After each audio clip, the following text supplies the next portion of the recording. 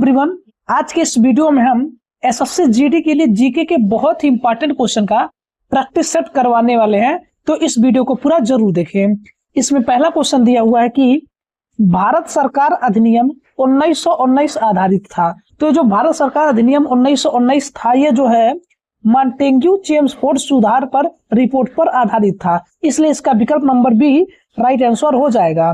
और इसमें जो इंपॉर्टेंट पॉइंट दिया हुआ है, ये दिया हुआ है कि यह अधिनियम मॉन्टेग्यू चेम्सफोर्ड रिपोर्ट पर आधारित था, इसी कारण इसे मॉन्टफोर्ड सुधार भी कहा जाता है। ये जो मॉन्टेग्यू थे भारत के सचिव थे और चेम्सफोर्ड जो है यह वायसराय थे। इसके अलावा इसके द्वारा मुख्य प्रावधान जो है प्रांतों में द्वैध शासन लागू किया गया, जिसके विषय आरक्षित व हस्तांतरित में बटे गए थे। और इसमें दूसरा प्रावधान जो है यह केंद्र में पहली बार द्विसदनीय विधायिका राज्य परिषद और केंद्र विधान सभा की स्थापना की गई थी। इसके अलावा दोस्तों 1919 में जो है मार्ले मिंटो सुधार आया और 1919 में मॉन्टेग्यू चेम्सफोर्ड सुधार आया और 1935 में भारत सरकार अधिनियम आया। इसके अलावा अगला क्वेश्चन दिया हुआ दोस्तों 2 नंबर क्वेश्चन कह रहा है कि गवर्नर जनरल का पद पहली बार किस अधिनियम के अंतर्गत बनाया गया। तो गवर्नर जनरल का पद पहली बार जो है 1773 के रेगुलेटिंग एक्ट के द्वारा अधिनियम के द्वारा बनाया गया था, इसलिए इसका विकल्प नंबर ए जो है राइट आंसर हो जाएगा।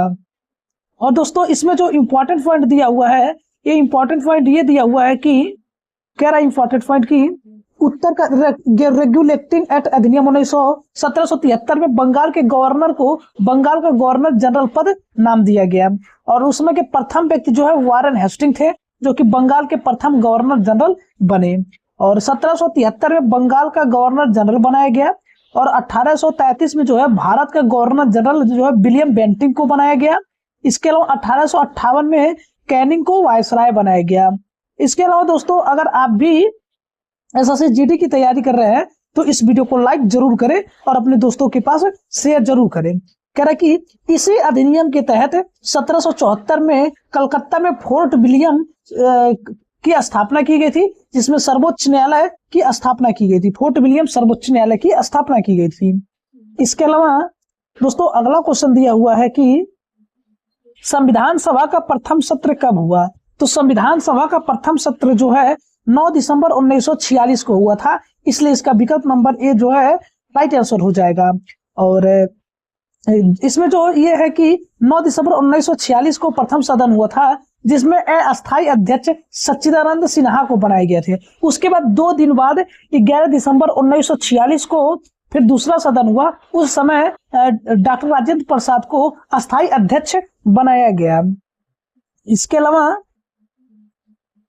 अलावा जो इसमें यही सब दिया हुआ है इंपॉर्टेंट पॉइंट कि 9 दिसंबर को दिल्ली में अस्थायी अध्यक्ष डॉक्टर सच्चिदानंद सिन्हा को बनाया गया और 11 दिसंबर 1946 को डॉक्टर राजेंद्र प्रसाद को अस्थायी अध्यक्ष के रूप में निर्वाचित किया गया और 26 नवंबर 1949 को संविधान सभा को अंगीकृत किया गया था और 26 जनवरी 1950 को संविधान सभा लागू किया गया था।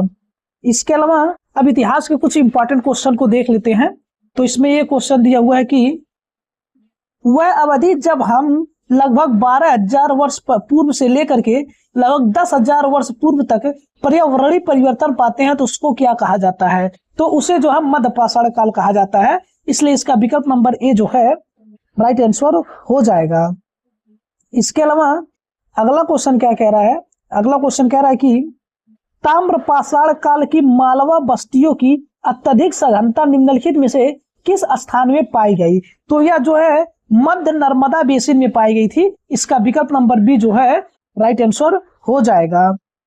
इसके अलावा अगला क्वेश्चन क्या कह रहा है, इसमें जो इंपॉर्टेंट पॉइंट है ये कह रहा है कि ताम्र पाषाण काल क्या है। नव पाषाण काल के बाद का चरण, जिसमें पहली बार धातु यानी कि तांबा का प्रयोग शुरू किया गया और पत्थर के उपकरण भी साथ साथ चलते रहे।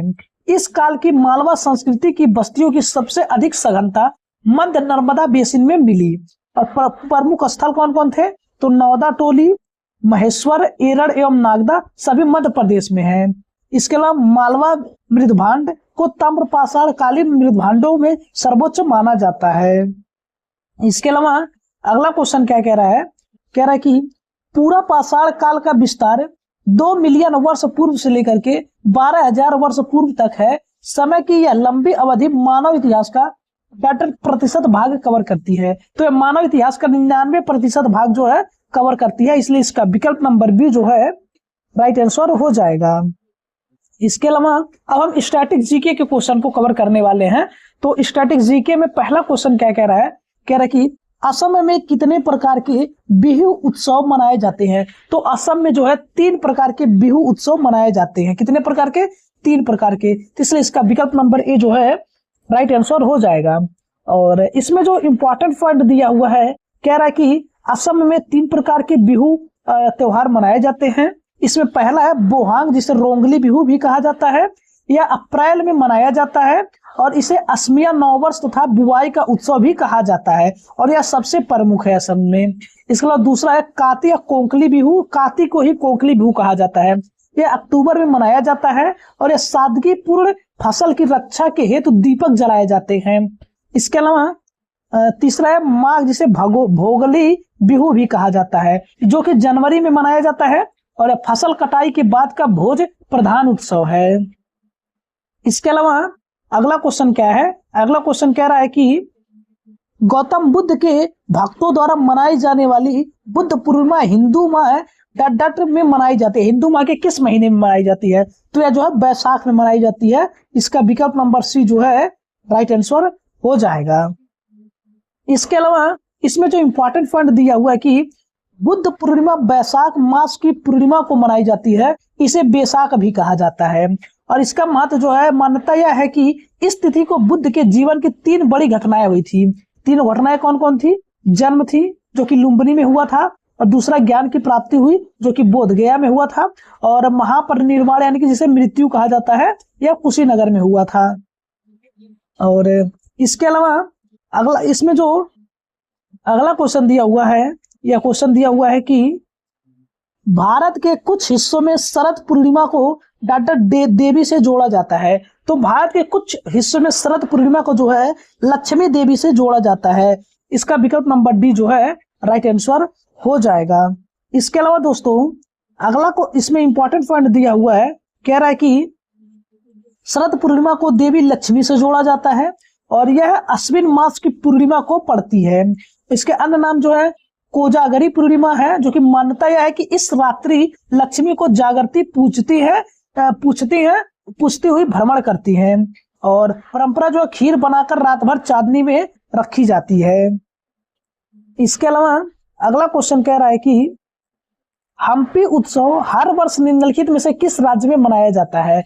तो हम्पी उत्सव हर वर्ष जो है कर्नाटक राज्य में मनाया जाता है। इसका विकल्प नंबर ए जो है राइट आंसर हो जाएगा। और हम्पी जो है विजयनगर साम्राज्य में है और इसे 1986 में यूनेस्को विरासत स्थल में शामिल किया गया था। इसके अलावा कह रहा है कि इसमें इंपॉर्टेंट पॉइंट कौन कौन से हैं, कह रहा है कि हम्पी उत्सव कर्नाटक के विजयनगर जिले में मनाया जाता है। इसकी तिथि निश्चित नहीं है और कर्नाटक सरकार प्रतिवर्ष घोषित करती है। हाल के वर्षों में जनवरी मार्च 2026 में 13 से 15 फरवरी को मनाया गया था 2026 में। और इसका अन्य नाम जो है विजय उत्सव भी कहा जाता है। और इसका ऐतिहासिक महत्व है कि हम्पी विजयनगर साम्राज्य की राजधानी थी, जो तुंगभद्रा नदी के तट पर स्थित है। इसके अलावा हम्पी को जो है 1983 में यूनेस्को विश्व धरोहर स्थल में शामिल किया गया था और विरूपाक्ष विट्ठल मंदिर इसमें प्रसिद्ध है। इसके अलावा अगला क्वेश्चन है कि निम्नलिखित त्योहारों में से किस त्योहार को त्योहारों का त्योहार कहा जाता है? तो हार्नबिल को जो है त्योहारों का त्योहार कहा जाता है। इसका विकल्प नंबर बी जो है राइट आंसर हो जाएगा। इसके अलावा इसमें जो इंपॉर्टेंट पॉइंट दिया हुआ है कि हार्नबिल महोत्सव को त्योहारों का त्योहार कहा जाता है क्योंकि इसमें नागालैंड की सभी प्रमुख जनजातियां एक साथ भाग लेती है। कब और कहां? यह प्रतिवर्ष 1 से 10 दिसंबर तक किसामा हेरिटेज विलेज यानी कि कोहिमा नागालैंड में मनाया जाता है और इसका प्रारंभ जो है 2000 ईस्वी में हुआ था। और इसका नाम का आधार जो है धनेश पक्षी जो नागा लोक कथाओं में विशेष स्थान रखता है। और चापचरकुट जो है मिजोरम का है। मोत्सु नागालैंड की जाओ जनजाति का पर्व है। इसके अलावा अगला क्वेश्चन क्या कह रहा है, कह रहा है कि माघी भारत के निम्नलिखित में से किस त्योहार का एक प्रमुख नाम है। तो माघी जो है मकर संक्रांति का एक अन्य नाम है। इसका विकल्प नंबर ए जो है राइट आंसर हो जाएगा। इसके अलावा इसमें जो इंपॉर्टेंट पॉइंट दिया हुआ है, कह रहा है कि पंजाब, हरियाणा व हिमाचल प्रदेश में मकर संक्रांति को माघी के नाम से जाना जाता है। और इसमें जो अगला क्वेश्चन दिया हुआ है, कह रहा है कि विषु पर्व मुख्य रूप से भारत के निम्नलिखित में से किस राज्य में मनाया जाता है। तो ये जो विषु पर्व है या भारत के केरल राज्य में मनाया जाता है, इसलिए इसका विकल्प नंबर ए जो है राइट आंसर हो जाएगा। इसके अलावा अगला क्वेश्चन जो है साइंस के क्वेश्चन चालू होते हैं। तो चलिए साइंस पोर्शन को देखते हैं कौन कौन सा क्वेश्चन है। कह रहा है कि एक उपकरण जो परिपथ में धारा की उपस्थिति का पता लगा सकता है उसे डट के रूप में जाना जाता है। तो उसे जो है एमीटर के रूप में जाना जाता है। इसका विकल्प नंबर सी जो है राइट आंसर हो जाएगा। इसके अलावा इसमें जो इंपॉर्टेंट पॉइंट है, कह रहा है कि एमीटर विद्युत धारा का पता लगाने व मापने का उपकरण है और इसका मात्रक एम्पियर है। ध्यान दें, केवल धारा की उपस्थिति व दिशा जानने का यंत्र गैल्वेनोमीटर है। और वोल्टमीटर विभवांतर मापता है। ओडोमीटर के द्वारा दूरी मापा जाता है। स्पीडोमीटर के द्वारा चाल मापा जाता है और हाइग्रोमीटर के द्वारा वायु की आर्द्रता को मापा जाता है। इसके अलावा अगला क्वेश्चन क्या कह रहा है, कह रहा है कि सूर्य के प्रकाश को पृथ्वी तक पहुंचने में कितने मिनट का समय लगता है। तो सूर्य के प्रकाश को पृथ्वी तक पहुंचने में 8 मिनट 20 सेकंड का टाइम लगता है। इसका विकल्प नंबर ए जो है राइट आंसर दिया हुआ है। कह रहा है कि सूर्य का प्रकाश पृथ्वी तक पहुंचने में लगभग 8 मिनट 20 सेकंड में पहुंचता है, समय लगता है। और चंद्रमा से परावर्तित प्रकाश पृथ्वी तक लगभग 1.3 सेकंड में पहुंच जाती है।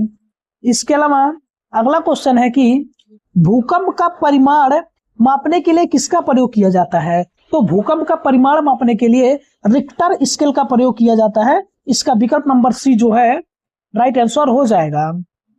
इसके अलावा इसमें जो अन्य इंपॉर्टेंट पॉइंट है, कह रहा है कि रिक्टर स्केल चार्ल्स रिक्टर 1935 में विकास किए थे और इसकी विशेषता है कि यह एक लघुगणकीय स्केल है और एक अंक बढ़ने पर तरंगों का आयाम 10 गुना और ऊर्जा 32 गुना बढ़ जाती है। इसके अलावा अगला भूगोल के क्वेश्चन को देखते हैं, क्या करता है जियोग्राफी के क्वेश्चन। इसमें कह रहा है कि सूर्य पृथ्वी से लगभग किमी दूर है। तो सूर्य पृथ्वी से लगभग 150 मिलियन किलोमीटर दूर है। इसका विकल्प नंबर सी जो है राइट आंसर हो जाएगा। इसमें जो इंपॉर्टेंट पॉइंट दिया हुआ है कि पृथ्वी व सूर्य के बीच की औसत दूरी 150 मिलियन यानी कि 14.96 करोड़ किलोमीटर है और इस औसतन दूरी को एक खगोलीय इकाई के नाम से जाना जाता है, एक एस्ट्रोनॉमिकल यूनिट है। अब उपसौर किसे कहते हैं। तो 3 जनवरी को पृथ्वी सूर्य के सबसे निकट होती है, जिसे उपसौर कहते हैं और इसके बीच की दूरी 14.7 करोड़ किलोमीटर रहती है। और अपसौर 4 जुलाई को पृथ्वी सूर्य से सबसे अधिक दूरी पर होती है, जिसे अपसौर कहते हैं। उस समय पृथ्वी और सूर्य के बीच की दूरी लगभग 15.2 करोड़ किलोमीटर हो जाती है। इसके अलावा अगला क्वेश्चन है कि निम्नलिखित में से कौन सा सौर मंडल का बाह्य ग्रह है। तो सौर मंडल का बाह्य ग्रह जो है शनि है। इसका विकल्प नंबर सी जो है राइट आंसर हो जाएगा। इसमें जो इंपॉर्टेंट पॉइंट है कि आधारभूत बटोरा शुद्ध ग्रह पट्टी जो है ग्रहों को 2 भागों में बांटती है और बुध, शुक्र, पृथ्वी, मंगल को जो है आंतरिक या स्थलीय ग्रह कहा जाता है और यह चट्टानी व आकार में छोटे होते हैं। और बृहस्पति, शनि, अरुण, वरुण को जो है बाह्य ग्रह या गैसीय ग्रह कहा जाता है और विशाल व गैस से बने हैं, अतः शनि उत्तर शनि है।